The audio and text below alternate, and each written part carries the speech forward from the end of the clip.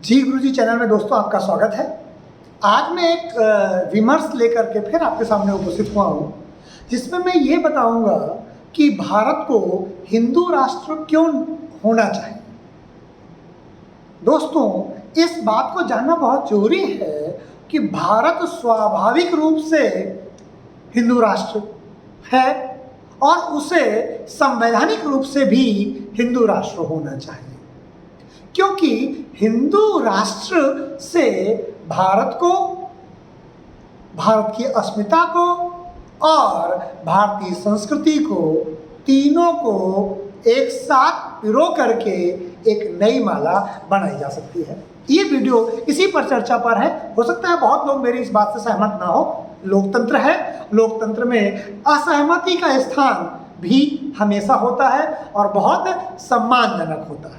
मैं सिर्फ अपने तर्क बता रहा हूं और उन तर्कों को आपके सामने प्रस्तुत करूंगा, जिससे भारत को हिंदू राष्ट्र होने से कितना उसे राष्ट्रीय लेवल पर और अंतर्राष्ट्रीय लेवल पर लाभ मिलने वाला है। दोस्तों, इस हिंदू राष्ट्र को समझने के पहले हिंदू कॉन्सेप्ट को और भारत के चरित्र को समझना जरूरी है।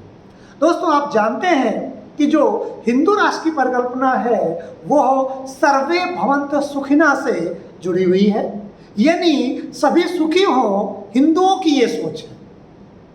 मैं अन्य धर्मों की बात नहीं कर रहा हूं। हिंदुओं की तो यही सोच है कि सभी सुखी हों, सब अपनी संस्कृति को माने, सब अपने धर्म को माने और वह अपने आप को पुष्पित और पल्लवित करें। तो इसलिए अगर भारत में हिंदू राष्ट्र आता है, वैसे तो भारत हिंदू राष्ट्र ही है, जहां 80% लोग इस देश के हिंदू हैं, तो स्वाभाविक रूप से कि भारत एक हिंदू राष्ट्र है।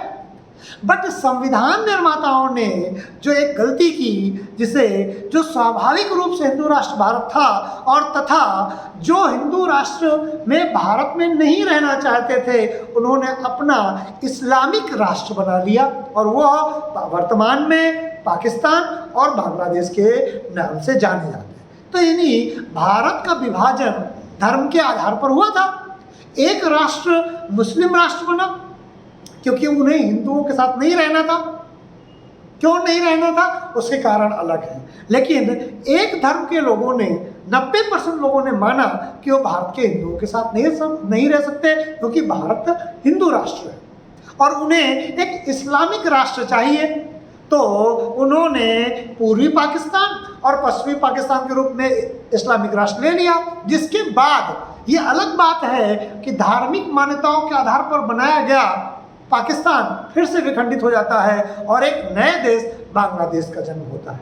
यानी भारत राष्ट्र का हमारी माता के 3 टुकड़े, भारत माता के 3 टुकड़े कर दिए गए, एक पाकिस्तान के रूप में, एक बांग्लादेश के रूप में, बचा हुआ भारत के रूप में। तो इसका मतलब है कि हमें स्वाभाविक रूप से हिंदू राष्ट्र होना चाहिए। क्यों? क्योंकि एक राष्ट्र इस्लामिक राष्ट्र हुआ, एक धरा के 2 टुकड़े किए गए, एक माँ के 2 टुकड़े किए गए, फिर बाद में वो 3 टुकड़े हुए और एक टुकड़े ने कहा कि वो इस्लामिक राष्ट्र है, इसीलिए वो अलग हुए थे। तो स्वाभाविक है कि जो बचा हुआ टुकड़ा है वो बहुमत वालों का होना चाहिए हिंदू राष्ट्र के रूप में। लेकिन क्योंकि हम 1000 साल से एक संस्कृति के गुलाम रहे और हमने उस संस्कृति के प्रभाव में आकर, या जो हमारे नीति नियंता थे वो कहीं ना कहीं ज़्यादा दिवा स्वप्नी थे। मैं बहुत कड़े सपनों का प्रयोग नहीं करूंगा, नहीं तो फिर उससे गरिमा गिरती है। दिवा स्वप्न थे, गलतफहमी के शिकार थे।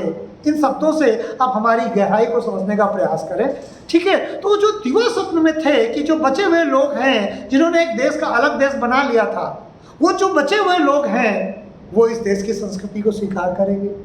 उन्होंने फिर नहीं स्वीकार किया। मैं हमेशा कहता हूं, आप अपना धर्म मानिए, हमें कोई आपत्ति नहीं, लेकिन हमारी संस्कृति को तो स्वीकार करना पड़ेगा, क्योंकि सांस्कृतिक बंटवारा ही राष्ट्र का बंटवारा करता है। और इसीलिए सांस्कृतिक डिवीजन ने, जब उन्होंने कहा, इस देश के एक बहुत बड़े धर्म के लोगों ने कहा कि वो भारत के हिंदुओं के साथ नहीं रह सकते हैं, तो उन्होंने एक नया देश पाकिस्तान बना लिया, फिर बांग्लादेश बन गया। अब इस देश में जो हिंदुओं का राष्ट्र है, उस देश में भी अभी सेकुलरिज्म जो है शब्द डाल दिए गए, जोड़ दिए गए, जो कि बहुत गलत है। भारत के संविधान निर्माण के समय में सेकुलर शब्द का प्रयोग नहीं किया गया था। इसका मतलब है भारत में जो मेजोरिटी में है वही राष्ट्र है। हिडन रूप से कहीं ना कहीं यही था, हमने कुछ अधिकार भले दे दिए हो अल्पसंख्यकों को, क्योंकि भारत का हिंदू या विश्व का कोई भी हिंदू स्वाभाविक रूप से सेक्युलर है, और किसी धर्मावलंबी के लिए हमें बिल्कुल नहीं कह सकते कि वो पर्टिकुलर धर्म को मानता है और साथ में सेक्युलर है। वो अपने धर्म को मानता है, फिर बाद में अपने धर्म का समर्थन प्राप्त करने के लिए सेक्युलरिज्म की चादर को। दुनिया में जितने ईसाई धर्म हैं, क्या वहाँ लोकतंत्र नहीं है? क्या लोकतंत्र ढंग से नहीं चल रहा है? तो भारत में अगर लोकतंत्र हो जाएगा, भारत में अगर हिंदू राष्ट्र भारत घोषित हो जाएगा, तो लोकतंत्र कैसे खतरे में हो जाएगा? क्या फ्रांस में लोकतंत्र खतरे में? दुनिया के सबसे बेहतरीन लोकतंत्रों में एक है। क्या इंग्लैंड में लोकतंत्र खतरे में? क्या ईसाई बहुल ईसाई राष्ट्र नहीं है? क्या अमेरिका में लोकतंत्र खतरे में नहीं है? ईसाई राष्ट्र हो करके वहां लोकतंत्र चल सकता है, तो हिंदू राष्ट्र हो करके भारत में लोकतंत्र क्यों नहीं चल सकता? लोकतंत्र कैसे खतरे में आ जाता है? इस देश के तथाकथित सेकुलर अपने आप को कहने लगते हैं कि भारत अगर हिंदू राष्ट्र होगा तो भारत में डेमोक्रेसी खत्म हो जाएगी। असंभव। भारत खत्म हो जाएगा? असंभव, हो ही नहीं सकता, क्योंकि हिंदू स्वभाव से सेकुलर है, हिंदू कल्चर स्वभाव से सेकुलर है। मैं दूसरे धर्मों के लिए कतई नहीं कह सकता कि वो स्वभाव से सेकुलर हैं। वो स्वभाव से सेकुलर तब तक ही हैं जब तक वो बहुमत में नहीं। जहाँ जहाँ ईसाई धर्म बहुमत में है, जहाँ जहाँ इस्लाम धर्म बहुमत में है, वो सेकुलर राष्ट्र नहीं है, वो इस्लामिक राष्ट्र हैं, वो ईसाई राष्ट्र हैं, साथ में डेमोक्रेटिक हैं। तो जब दुनिया में ईसाई राष्ट्र हो करके डेमोक्रेटिक राष्ट्र हो सकते हैं, इस्लामिक राष्ट्र होकर कुछ डेमोक्रेटिक बाकी जो है निरंकुश शासन हो सकते हैं, तो भारत हिंदू राष्ट्र हो करके लोकतंत्रात्मक राज्य क्यों नहीं हो सकता? इसलिए अब ये समय की मांग है हिंदू जनता के अंदर। इस बात को मैं बहुत पहले से भाप चुका था, 2019 में मैंने बात कह दी थी कि भारत आने वाले समय में हिंदू राष्ट्र बनेगा, लेकिन लोकतांत्रिक हिंदू राष्ट्र बनेगा, जहाँ सभी पंथों को लगभग बराबर का अधिकार मिलेगा और हिंदू संस्कृति के अधीन, हिंदू संस्कृति के सानिध्य में उन्हें केवल रहना हो। तो जो मैं बता रहा हूँ कि हिंदू संस्कृति के छत के नीचे दूसरी संस्कृतियाँ तो पनप सकती हैं, लेकिन दूसरी संस्कृतियों के नीचे हिंदू संस्कृति कतई पनप नहीं सकती है। इसीलिए हम ऐसा कहते हैं, हमें इस बात का भरोसा स्वयं करना होगा कि हिंदू संस्कृति, हिंदू राष्ट्र अब हम ये प्रखर होकर के दुनिया के सामने आने वाली है। और हमारा पीछा जो लिखा हुआ स्लोगन है, if you believe in your self anything is possible, ये होने जा रहा है 2029 तक, 2029 तक भारत हिंदू राष्ट्र के रूप में कन्वर्ट हो जाएगा। अब इसमें कोई भी जो जयचंद रूपी हिंदू हैं, अगर वो इसका विरोध करते हैं या दूसरे कोई भी विरोध करते हैं, उससे बहुत ज़्यादा फर्क नहीं आना। जितना तीक्ष्ण ये विरोध होगा, उतनी जल्दी हम हिंदू राष्ट्र की तरफ आगे से बढ़ जाएंगे। हिंदुओं को, सोते हुए हिंदुओं को जगाना पड़ता है। तो दोस्तों, हिंदू संस्कृति हिंदू राष्ट्र की तरफ हमें लेके जाएगी। और अगर हम देखें, दुनिया में नेपाल, मॉरिशस और भारत 3 हिंदू राष्ट्र हैं। और अगर देखें 6 से 7 बौद्ध राष्ट्र हैं, या बौद्ध भी हिंदू धर्म की एक ब्रांच है। तो इस तरह से देखें तो दुनिया में 9 से 10 राष्ट्र ऐसे हैं जो हिंदू धर्म का प्रतिनिधित्व करते हैं। और उनको अगर हम मिला दें तो वो इस्लामिक वर्ल्ड से संभवतः ज़्यादा जनसंख्या होगी और हम दुनिया के सबसे सेकेंड बड़े लार्जेस्ट धर्म के रूप में उभर कर आएंगे। हमारे किसी न किसी सड़क के आधार पर बौद्धों को हिंदुओं से अलग कर दिया जाता है। बौद्ध और हिंदू कहाँ अलग है? महात्मा बुद्ध ने कहाँ बौद्ध धर्म की स्थापना अलग से की थी? उन्होंने तो हिंदू धर्म को और प्योर करने की बात की थी और शुद्ध किया था, उसकी कमियों को ठीक किया था।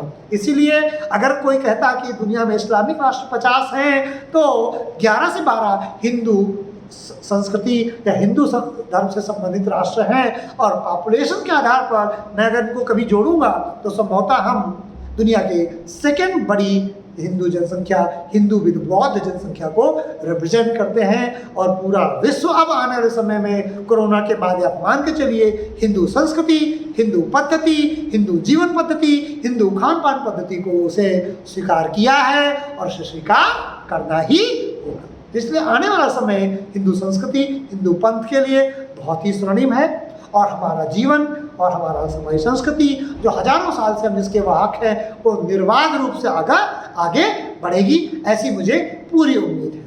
दोस्तों, आज मैं अपना वीडियो यहीं समाप्त करता हूँ। उम्मीद है कि मेरी ये बात से या तो आप सहमत होंगे या असहमत होंगे, लेकिन ये बात आपको किस बात पे सोचने के लिए प्रेरित करेगी कि कहीं न कहीं मेरे लॉजिक, मेरे तथ्य साइंटिफिक है और वो आने वाले समय में अपने आप को सिद्ध करते हुए दिखाएंगे। दोस्तों, आज मैं अपना वीडियो यहीं समाप्त करता हूँ। नमस्कार, जय हिंद, जय भारत।